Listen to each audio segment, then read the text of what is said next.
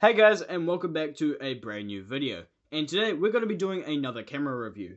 Now, since the last camera review on the Sony W810 did so well, I thought I'll do a review on my new camera, and that's this guy right here, the Sony NEX-6 mirrorless camera. Now, this is quite an old camera. I did end up getting this used for about 300 bucks. It's a really good deal at that price, so let's just take a look around this thing and see what there is. For a start, we've got the lens. Now, this lens is a 18 to 55 f3.5 to f5.6 lens. Now, this isn't actually the stock lens that used to come with the NEX-6. When this first came out, this is when Sony brought out the 16 to 50mm lens, which was more like a camcorder style lens with a little zoom rocker on the side. But this was also an option to be able to get one with the older 18 to 55. So up on the top, you've got your this is the switch to go through your different modes. You've got your flash right there, hot shoe mount. Here you've got a little branding NEX-6. Here you've also got the viewfinder, which we'll come back to. And up here you've got your on and off switch, your shutter button, and a function button, which you can assign to anything you want. Now, looking at the front, so here is your viewfinder up here. You've got a little focus ring for the viewfinder. You've got the button, which pops up your flash, so that's what the flash looks like. Put that down. This button will take you through your images.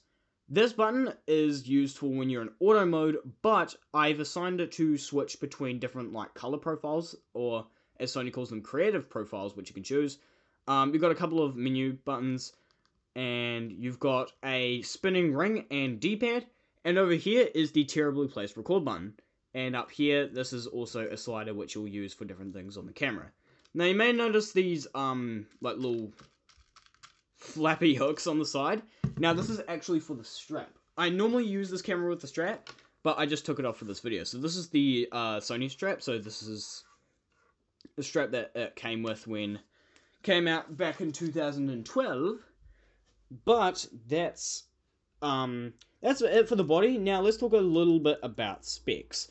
So for a start, this is a mirrorless camera, so similar to DSLR, although there are some differences between the two.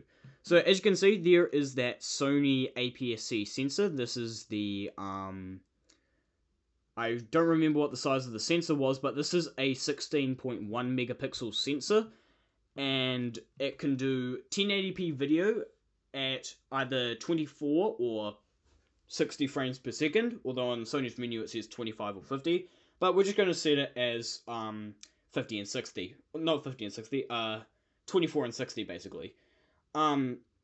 This can shoot JPEGs and RAW images. Now, I'm not sure if this is actually a thing with the Sony camera or this camera specifically, but whenever I shoot just JPEGs only, it doesn't record them in color. I'm not sure what the reason for that is, but it is something to note about. So you can either shoot in both JPEG and RAW at the same time, or you can shoot in just RAW. So I shoot in just RAW just because it has color. I've tried to look around for it. I haven't really found any fixes for it just yet. But let me know in the comments if you know how to fix that. Oh, Jesus. Put the lens on. How does it put this lens on? Jesus Christ. I've done this. There we go. Jeez. That took way longer than it needed. So yeah, this also does MP4 and AVCHD quality. You can see the little branding for that up there. And I normally shoot in AVCHD. You just get some better image or better video quality. Now, let's turn on this camera and just have a look around. So, here's your on switch. Now, something I also forgot to point out is that this also has an articulating display.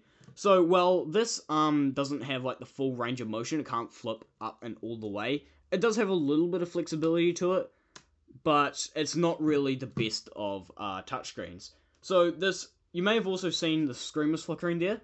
This is a motion or a proximity sensor for when you're using the viewfinder. So if I put my thumb over the viewfinder, or this little spot here, I cover it, the the screen turns off, and then when I lift it away, camera turns back on. So up here, this controls your f-stop, or aperture, I think. I forgot which one it is. This changes your shutter speed. I leave it on 50 because that's what I use to record videos. Or if I'm doing other scenarios, I'll do that as well. Up here, this changes your display mode, so you've got a few here. I like to leave it on either this one or this one. I normally use that one.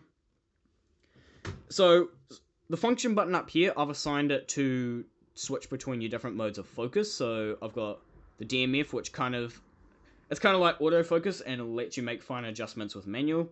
You've got full-on manual focus or autofocus. I usually leave it on manual focus, but you can choose what you want. Then you've got the AEL button, which I've assigned to creative styles. So you've got your standard, vivid, portrait, landscape, sunset, black and white, and back to standard. So they're not full on like LUTs and color profiles, but they do exist. Here is you switch for your ISO. I'll switch that to 6400. And that's pretty much it for the camera. Let me just bring that down a little bit. And I'm going to show you I'm going to throw up some images on the screen just to show you what image quality looks like. Image quality on this is actually really good.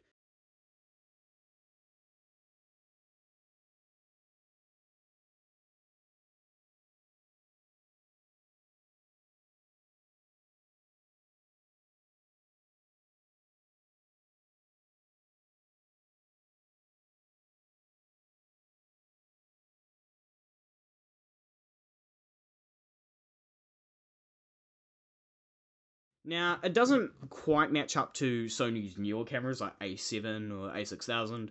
Well, actually, speaking of A6000, this and the A6000 to me have very similar quality, but something like an A6600 or A7 will definitely outshine this in pretty much every aspect. But image quality is really good.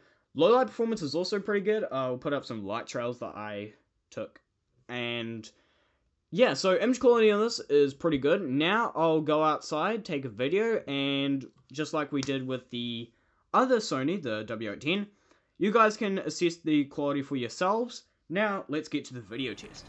Okay, so here's the kind of image and audio quality you're going to be expecting from the Sony NEX-6. Now, I can't quite tell from recording with just the camera by itself, but image quality actually looks pretty decent. So stabilization isn't quite on par with the W810, but that video was, or the video quality on that was very soft.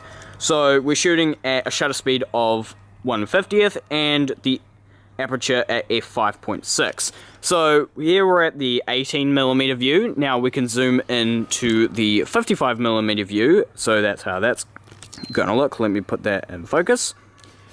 And this is 35, this is 28, 24, and back to 18. So image quality on this is pretty good. We can adjust aperture. I'm leaving it on f5.6. ISO's at 100. So this is the kind of image and video quality you're going to be expecting from the NEX-6. Alright, back to the video. Okay, so there's the video test. Like I said, I don't know what it's going to look like. Well, I actually know what it's going to look like, but I'll let you guys be the judge of the video quality and audio quality for yourselves. But that's what it's going to look like when you shoot on this. Well, with this lens at least. So actually a couple of things I forgot to mention is I forgot to look at the bottom. So here is the mount for tripods, and here is your compartment for SD cards. So if I pull mine out, I'm currently using the same SD card, or I swapped out the SD card from my W810, and am now using that same SD card in this camera. So this is the SanDisk Ultra 32GB card, so you got your lock switch on the side. I wish I had fingernails so I could actually open this or turn it on. And you can put that in there. If I get it right. Come on. Alright, there we go. And here is your battery. So the battery in this case is the Sony NP-FW50. Now this is 1020 mAh. And this, it's also a lithium-ion battery, in case you're wondering. And battery life on this camera is alright, But the good thing is that I actually ended up getting not only 2 battery chargers, but I got 3 batteries with this thing. So that was a nice wee surprise to get 3 batteries as well as 2 battery chargers. So yeah, anyways, that's off topic. And yeah, so this is actually going to be my new camera to record videos here on the channel. So I've been using my phone this entire time, and now that I actually have a mirrorless camera, I can actually bring some decent looking video to the table, or some even more decent looking video. So if you can get this for cheap on places like eBay, Amazon, Trade Me, you'll only be able to get these used, but it's absolutely worth it if you can pick one up. This is a steal of a deal. It's $300 here in New Zealand. Pretty much almost identical quality to an A6000. A6000 may be slightly better, but they're so close that this is a steal, honestly. And we actually did, me and my friend did some comparisons with his 3000D, and image quality seemed to be pretty similar, but if you do want to see a comparison video, definitely let me know in the comments, because I'll see if he wants to. That could actually be quite an interesting video. So that's gonna do it for today's video. If you guys did enjoy it, remember to hit that thumbs up button or subscribe to the channel, and we'll catch you guys in the next technology game review video, whatever I choose to do after this. Okay, that's it. Catch you guys later. Peace out.